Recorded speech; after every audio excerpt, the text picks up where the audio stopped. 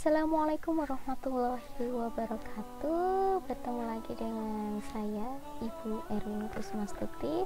Baik, untuk kesempatan kali ini kita akan membahas mengenai ibadah dalam perspektif Islam.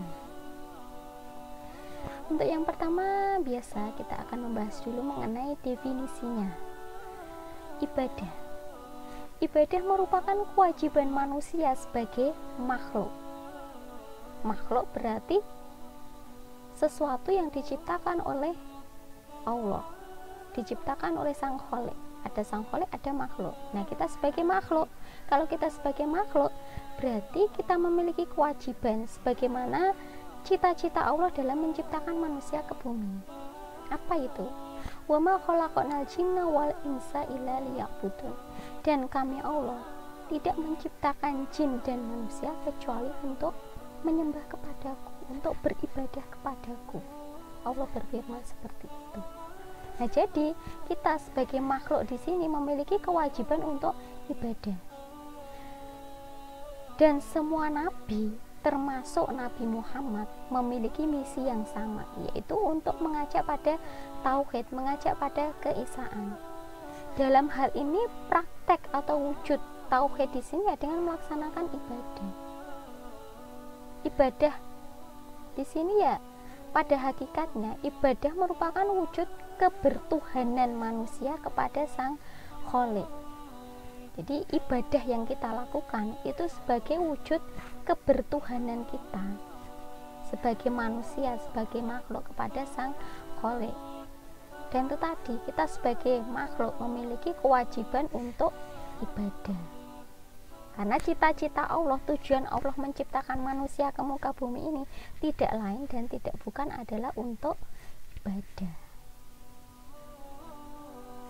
Kemudian mengenai macam atau jenis ibadah. Jadi ibadah itu luas, ya kan? Bahkan ada yang mengatakan bahwasanya orang yang tidur ketika berpuasa itu juga ibadah. Tidur loh dihitung ibadah.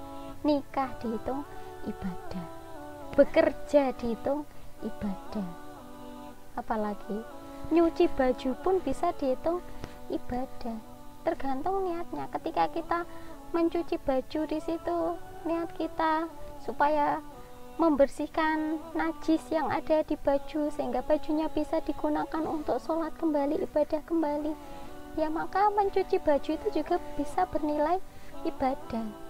Jadi ibadah itu sangat luas. Apapun yang kita lakukan itu bisa bernilai ibadah, tergantung dengan niatan kita, hati kita.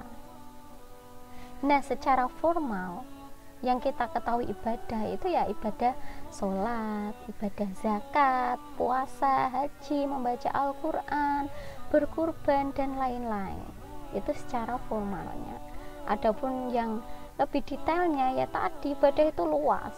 Bekerja pun dikatakan ibadah, tidur pun dikatakan ibadah ketika itu tidurnya untuk mengurangi lahan dan kemaksiatan. Ketika di situ tidurnya untuk menghindari perbuatan yang maksiat. Itu bisa dikatakan ibadah. Bahkan tadi Ibu katakan mencuci baju bisa dikatakan ibadah. Semua tergantung niatnya. Ya. Tapi ya secara formal yang kita ketahui namanya ibadah ya sholat, zakat, puasa, haji, membaca Al-Quran, berkurban, dan lain sebagainya. Kemudian mengenai pilar ibadah. Pilar ibadah itu ada 3. Yang pertama yaitu hub, cinta. Cinta kita kepada Allah. Cinta kita karena telah diberi kehidupan di dunia ini, dicukupi kebutuhan kita. Hidup sekali kita diberi kesehatan, tubuh yang lengkap, sempurna, diberi nikmat hidayah. Wujud cinta kita kepada Allah apa?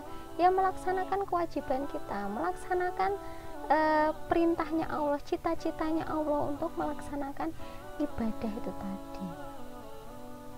Jadi pilar ibadah itu yang pertama adalah hub, rasa cinta kita kepada Allah. Yang kedua yaitu khauf, rasa takut. Takut kita terhadap siksanya Allah, siksa nerakanya Allah. Jadi ketika kita memiliki rasa hub, cinta, khauf, takut terhadap siksanya Allah, ancamannya Allah. Kemudian di situ ada rasa roja, harapan untuk mencari ridhonya Allah, untuk mencari surganya Allah.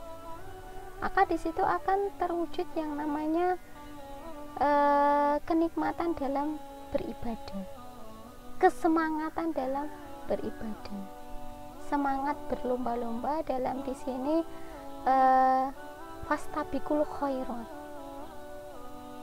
Itu. Jadi pilar ibadah ada 3. Yang pertama hub, rasa cinta, yang kedua khauf, takut, yang ketiga roja, harapan.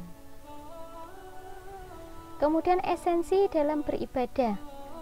Yang pertama, jadi ibadah itu sebaiknya memiliki implikasi yang positif terhadap personalitas pelaku ibadah tersebut maupun sosial masyarakatnya. Mungkin ketika kita di masjid, kita sering menjumpai ya, ada di situ orang yang sholat, kemudian di sampingnya ada orang yang membaca Al-Quran. Nah, seharusnya di sini ya yang namanya sesama muslim, tentu kita mengetahui yang namanya sholat dan baca Al-Quran sama-sama ibadah yang bernilai baik. Tapi bagaimana supaya ibadah kita itu memiliki implikasi yang positif, tidak hanya untuk diri kita sendiri, tapi juga untuk sosial masyarakatnya. Artinya apa? Lingkungan sekitar kita tidak terganggu. Ya etikanya, adabnya, ketika ada orang yang sholat ya dilirihkan baca Al-Qurannya. Jangan seperti ketika tadi belum ada orang yang sholat, masih sendiri, mungkin keras ya, misalnya volume 5, tapi ketika di situ ada yang sholat di sekitar kita, di lingkungan kita, atau melaksanakan ibadah yang lain, ya kita lirihkan suara kita sebagai wujud untuk menghormati, untuk menghargai, supaya tidak mengganggu yang lainnya. Itu. Kemudian yang kedua, esensi yang kedua yaitu menjadi manusia yang baik, menjadi insan kamil yang bermanfaat bagi agama, masyarakat, nusa, dan bangsa. Itu esensi yang paling penting ketika kita melaksanakan ibadah, melakukan ibadah. Tuh, supaya kita menjadi manusia yang baik, menjadi insan kamil yang di situ bisa bermanfaat, bisa diambil kemaslahatannya untuk semua pihak. Kemudian yang ketiga yaitu mendapatkan limpahan kebaikan dan keberkahan baik di dunia sampai di akhirat. Itu mengenai esensi peribadatan, esensi dari ibadah yang kita lakukan. Untuk yang lainnya insya Allah kalian lebih paham lah ya. Ibu yakin kalian lebih paham. Mungkin nanti ketika ada yang kurang paham, ingin ditanyakan, bisa kalian komentar di kolom komentar setelah ini. Oke.